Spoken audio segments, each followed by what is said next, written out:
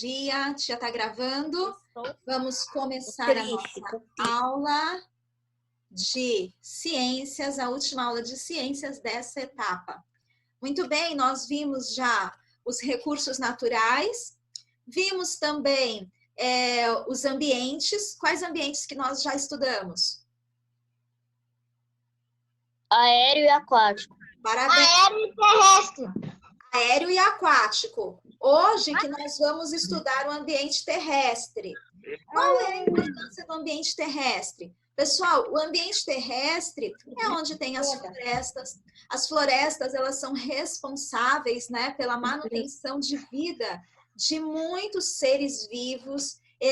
As florestas são biomas riquíssimos e também elas fazem um grande trabalho de, quando realiza a fotossíntese, liberação de oxigênio, né?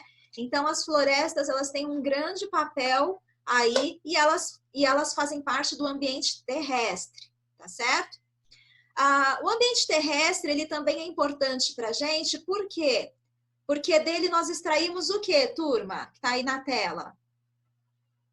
Frutas, verduras, Alimentos, frutos, legumes. Isso, verduras, frutas e os nossos alimentos. Além comer. né, Vamos sair desse assunto de comida que tá me deixando com mais fome.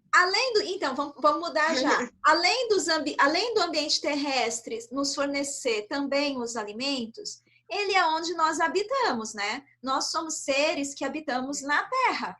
E é na Terra que nós, no ambiente terrestre, que nós construímos as nossas moradias. De quem que é essa moradia aqui, ó? Índio. Dos índios, né? Aqui é uma comunidade tradicional, tá vendo? Uma moradia numa comunidade indígena, que é uma comunidade tradicional. E essa daqui é uma casa, né, comum. Mas a gente mora. Isso, uma casa, né, de tijolos. Eu queria morar nesse luxo todo. Porém, a gente sabe que além disso também tem prédios, né, e outros tipos de moradias, casas de madeira. Apartamento. Isso. E a gente constrói nossa casa no ambiente terrestre, no geral. Claro, tem lá, né, no norte do país, as palafitas, onde o pessoal constrói as casas sobre os rios. Mas aí precisa fazer o quê? Uma base de madeira para conseguir construir a casa, porque senão não tem como. Que senão a casa afunda. Pois é, não tem como, né? Então faz uma base, né? Como se fosse uma ponte em cima dessa base de madeira construir a casa. Agora me lembrou de alguma atividade que a gente fez que falou de uma pedra, que tinha alguma coisa em cima da pedra. Que era tipo uma casa. Construiu, é o sábio e o tolo, né? Que construiu sobre a rocha, né? Isso. Muito bem. É verdade, tem aquela história. No ambiente terrestre, nós tiramos também, pessoal, outros tipos de recursos que nós utilizamos. Por exemplo, aqui, ó, nesse pedacinho aqui de solo. Eu acho que eu nunca precisei de um CM dentro de um E na minha casa. Aqui, ó. Dentro nesse pedaço de solo que está aqui, tem alumínio. Então, é do solo que nós tiramos o alumínio para fazer muitos utensílios que nós utilizamos na casa, né? Do solo são tirados também o ouro, por exemplo, a prata, o ferro, que são minerais importantes. Cecília saiu. Oi, Paulo. Cecília saiu da reunião. Pois é, ela está com dificuldade, ela está saindo e entrando, deve estar com instabilidade na internet. Obrigada, Paulo. Então, Cecília tá na reunião, velho? Outra coisa que nós temos aí também, não é para ficar no chat, tá? A tia já falou, né? Vocês não estão. Muito bem, parabéns. Turma, outro recurso importante do solo é o próprio barro, né? Do ambiente terrestre, é o barro, que é utilizado... No caso, é solo com água com sei lá o quê. Para fazer diversos utensílios, panelas. Aqui nessa foto, por exemplo, tem o quê? São filtros de barro que são utilizados para armazenar água potável e também filtrá-la. Aqui a gente tem também o quê? Tijolos. Até mesmo os tijolos que nós construímos a nossa casa, que são base para a construção das casas dos seres humanos. Tia. Só um pouquinho. São tiradas do barro. Pode falar, quem é? Jamila, agora que eu parei pra pensar, o barro é feito de terra, sei lá o quê, né? O barro? É. O barro é o próprio, é a própria terra ali, né? É o barro. Aí tem vários tipos. Tem vários tipos. Então, aí o barro que é feito da terra, quando a água vai pra terra, não pode beber. Aí quando vai pro barro, tipo, o barro assim moldado, pode. Eu não entendi, já que o barro é feito de terra. Então, Jamila, o que acontece? Passa por um processo. Aqui, Jamila, para fazer o filtro, ele não é um barro. Você pode ver que ele não está desmanchando. Ele já é um utensílio aqui. Igual o alumínio. O alumínio lá na terra, ele não tem utilidade para a gente pôr comida dentro dele, não é verdade? Então, ele foi processado. Aqui, da mesma maneira, esse barro ele foi transformado num utensílio através de um processo do quê? Esse processo é de... eles moldam, né? Moldam o formato e colocam dentro de um forno de alta temperatura para que esse barro possa ser preparado para armazenar alimento ou água. Na antiguidade, na época da Bíblia mesmo, os utensílios a maioria eram todos de barro ou madeira. Então, sempre utilizou-se barro. Jesus, e daí para pegar água no rio, né? Oi, Joabe. Eles usam isso daí para pegar água no rio. Antigamente, usavam. Isso, no poço, né, no rio. Então, aqui você percebe, Jamila, que já não é mais o barro. Se você pegar ali a terra do seu quintal, não sei, for construir uma casa, vai dar certo? Não vai. Você precisa passar por um processo de formatação dos tijolos, dos blocos, para então ele endurecer, né? Vai no forno, endurece, e aí sim ele fica preparado para construir uma casa forte. No caso, meu quintal não tem. Não fica muito bom. Oi? No caso, meu quintal não tem exatamente terra. Tem cimento e grama, numa pequena camada de terra. Ok. Que eu não consigo pegar, inclusive. E Paulo, pode falar, Paulo, que está levantando a mão. Qual é o processo do tijolo? É a mesma coisa, Paulo. Eles fazem o formato e tem que levar para o aquecimento, para aquecer, para o barro criar consistência e depois poder... Tia, por que eles botam para aquecer? Porque se a gente for e aquecer, a gente derrete. Mas o barro não derrete não, Joabe. Ele fica, na verdade, mais forte. Ele pega resistência para poder ser utilizado. Mais um alerta. Embora a gente necessite muito do ambiente terrestre, tanto para nossa alimentação, quanto para nossa habitação e sobrevivência, o que acontece? Nós estamos utilizando de uma maneira que não está sendo muito proveitosa para a natureza. Pelo contrário. Então, aqui, ó, alerta, o solo ele vem sendo profundamente danificado por ações humanas. Ações humanas. E a gente tem que pensar um pouco, quais são essas ações que estão danificando? Queimadas. Pode ler para mim. Queimadas. Desmatamentos. Extração constante. Depósito de lixo. Isso, e depósitos de lixo, muito bem. Essa extração constante é a extração mineral, tá, turma? Que não deu para colocar tudo aqui, mas extração mineral constante. Pode ser ferro, pode ser alumínio, pode ser outros minérios. Extração constante vai danificando o solo. Você tem que revirar todo o solo para poder tirar. A gente vai ver algumas dessas ações com mais detalhes. Uma delas é a queimada. Vocês estão conseguindo ler o que está escrito aí ou não? Sim. Não. Sim. Sim. Sim. Deixa eu ver. Sim. Sim. Eu tô aqui para ver melhor, manter a tela. Entendi, li tudo já. Ok, então vamos lá. Quem que queria ler para mim?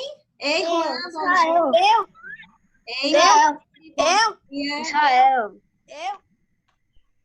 Israel? Jamila. Foi Israel. Peraí. Pediu primeiro. Conseguiu, Juan? Tá me escutando? Juan? Eu não sei se o Juan tá ouvindo. Acho que ainda não tá ouvindo, não. Ô, turma, então vamos lá. Faz a leitura para mim, Israel. O restante põe no mudo, por favor. As queimadas destroem o ecossistema local, provocam a morte de animais, eliminam exemplares da fauna local e trazem grandes prejuízos para a biodiversidade, além de outros impactos ambientais. E nós vamos ver. Eu pus aqui um linkzinho para a gente ver. Eu baixei no meu computador. Deixa eu ver se eu consigo colocar para vocês verem esse vídeo. Tá escutando, Juan? Ei, Meire, bom dia. Tá escutando?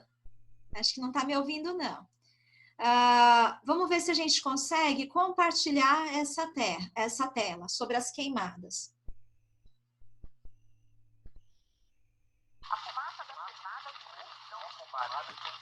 Estão vendo? Sim. Queimadas. Sim. Olha o nome queimada. Sim, eu vou comentar e eu quero ver se vocês estão ouvindo, tá bom? Sim, Aí- mas tá todo travado, bugado, sei lá. Não, agora eu parei. Ok, Isabelle tá ouvindo, tá conseguindo ver também. Tá, Bota no mudo, gente. isso, põe no mudo, senão vocês não vão conseguir entender o vídeo, tá? Então, Eu vou só tô no mudo. aqui.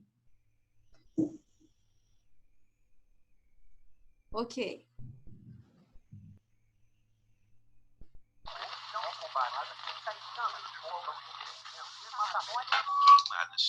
Por que a qualidade tá tão ruim assim? Brasileiro. Ou é Deve só ser no sua meu? internet. Isso porque o Brasil registra o pior resultado no número de queimadas nos últimos 7 anos. Os focos de fogo cresceram 85% em 2019 na comparação com o ano passado. Mas de onde será que vem tanto incêndio nessa época do ano? As queimadas ocorrem principalmente no período mais seco do Brasil. É o que a gente está exatamente agora, que é o inverno, principalmente no sul, no sudeste e grande parte da região norte também, período seco. Ou seja, não temos chuva, o solo fica muito seco, temperaturas altas no centro-norte do país e vento, que é o que favorece até as queimadas a se alastrarem, mesmo alguns focos, né, por conta do calor, é difícil de combater essas chamas. Mas tem mais motivos além do clima. Há décadas a agricultura usa a queimada como forma de abrir as pastagens e preparar a terra para o cultivo. Isso não é legal. A legislação brasileira até permite esse tipo de prática, mas de forma controlada e autorizada pelos órgãos ambientais. O problema é quando essa prática vira criminosa e é usada para queimar florestas já derrubadas para abrir novos espaços de plantação e também de criação de gado. E é o que tem acontecido na Amazônia com mais frequência a região. O IBAMA mostrou que os 10 municípios que mais desmataram em 2019, como Altamira e Porto Velho, são os mesmos que tiveram mais focos de incêndio em todo o Brasil. É só a gente olhar os dados. Até setembro, o INPE registrou mais de 112 focos no país, um crescimento de 44% comparando com 2018.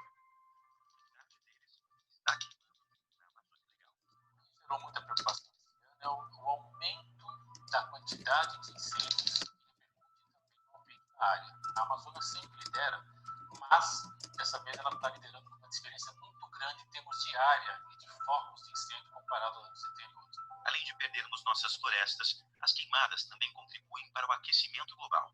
Aqui no Brasil, elas são responsáveis por 75% das emissões de gases do efeito estufa, sem falar que prejudicam as chances de reflorestamento e a vida dos animais que vivem na região. Mas um detalhe é muito importante. Apesar de as queimadas terem crescido este ano, ela não é um recorde no Brasil. A quantidade é bem menor do que os primeiros anos do século XXI. Se nós olharmos a média histórica de todas as queimadas da Amazônia dos últimos 18 anos, nós estamos dentro da média em 2019. Se pegarmos os últimos 15 anos, nós estamos diminuindo as áreas queimadas na Amazônia. Por que em relação ao ano passado, esse número de hoje parece muito mais assustador? Porque em 2017 e 2018, o índice pluviométrico, a chuva foi muito maior do que a média e, portanto, as queimadas diminuíram. Mas se compararmos 2019 a 2016, nós vamos ver que estamos exatamente no mesmo número. Mas será que é só no Brasil que as florestas e biomas estão queimando? A resposta é não. Na Sibéria, nos lugares mais frios do mundo, as nuvens de fumaça atingiram o tamanho de todos os países da União Europeia. Mais de 10 milhões de hectares foram afetados neste ano. É o pior nível de queimadas na Rússia nos últimos tempos. O fenômeno se repete na Indonésia, em Angola, no Austrália, provando que as queimadas são um problema global.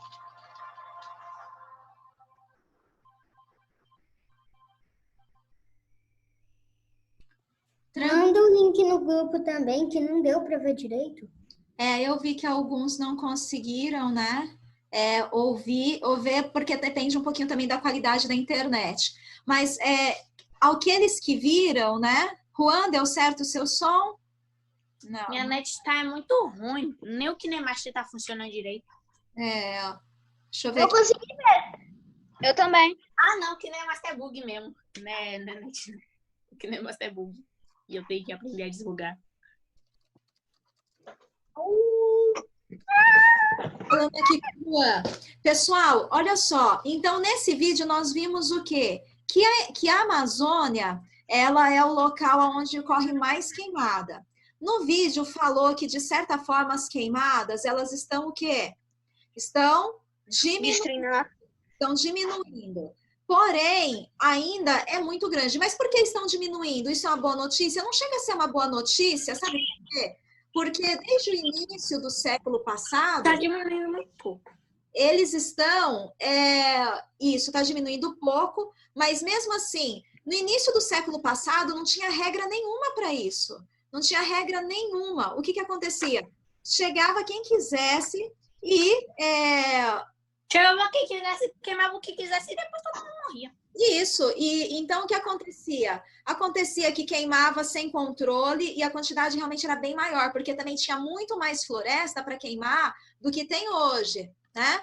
E então, assim, aí é necessário que a gente tenha muita consciência com relação a essa questão da queimada. O que a gente viu lá de danos que a queimada pode trazer? Lá no vídeo não chegou a falar nesses termos, mas é importante para vocês saberem. As queimadas, elas alteram a característica química, física e biológica no solo. O que isso significa? Significa que quando o solo ele se queima, você faz essa prática da queimada, o que acontece? Ele mata micro-organismos do solo que auxiliam a decompor a matéria que cai no solo e transformar aquilo em adubo, transformar aquilo em terra produtiva. Altera a característica física. Na característica física, uma questão que altera, que é muito importante, pessoal, é que diminui a capacidade de infiltração da água. Então, ou seja, eles fazem queimadas em locais para poder depois plantar, porque é mais fácil de limpar o terreno queimando do que você ir lá com enxada e carpir o terreno todinho. Já imaginou? Você precisaria de uma máquina, de um trator para poder fazer uma limpeza num terreno grande. Então, eles pegam e fazem com fogo. Só que o fogo, ele vai gerar situações desagradáveis.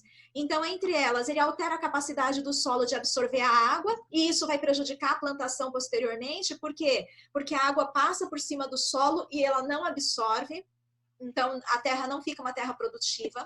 O que mais? Altera as composições químicas, altera o pH do solo. O pH é a acidez do solo. Cada planta se desenvolve bem num tipo de pH. E tem um pH que é o comum da terra, médio, vamos dizer assim. E o fogo altera isso, essa característica. Então, diminui também a produtividade da terra nesse sentido. E a outra questão que foi que eu falei, mata micro-organismos, bactérias, fungos, que são micro-organismos que atuam junto para a manutenção desse ecossistema. Lembrando sempre, pessoal, que tudo que Deus criou é tão perfeito que tem assim uma interação. Então, esses micro-organismos que tem na Terra, os fungos, as bactérias, eles têm uma interação perfeita no sentido de decompor a matéria orgânica que cai ali, folhas, restos de frutos e até mesmo fezes dos animais e transformar tudo isso em algo produtivo, em alimento para a terra, adubo, tá certo? Então, quando acontece isso, que diminui a produtividade da terra. Outra questão que nós vimos, acaba com as espécies que vivem. Imagina colocar fogo numa floresta. Quantas famílias de animais vivem ali? Muitas famílias de animais. Então, destrói todos aqueles animais.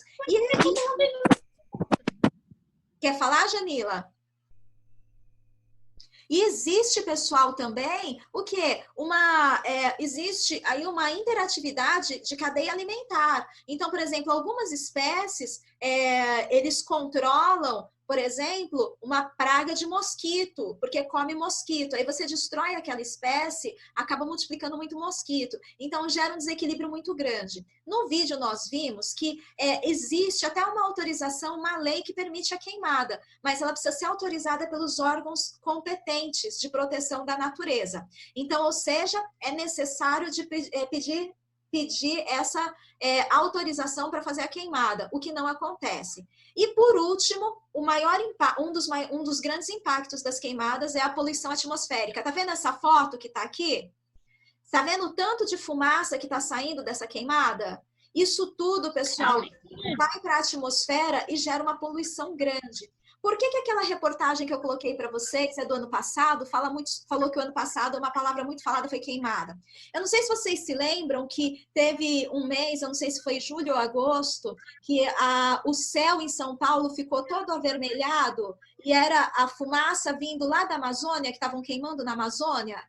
Então, ou seja, às vezes as pessoas acham que a queimada vai afetar somente onde está acontecendo a poluição do ar atmosférico. E não é verdade, porque o planeta é um só. Existem correntes de ventos que levam isso. Então, se você procurar até na internet, você acha essa notícia. No ano passado, teve um mês que o céu de São Paulo ficou todo avermelhado, cheio de cinza de fogo.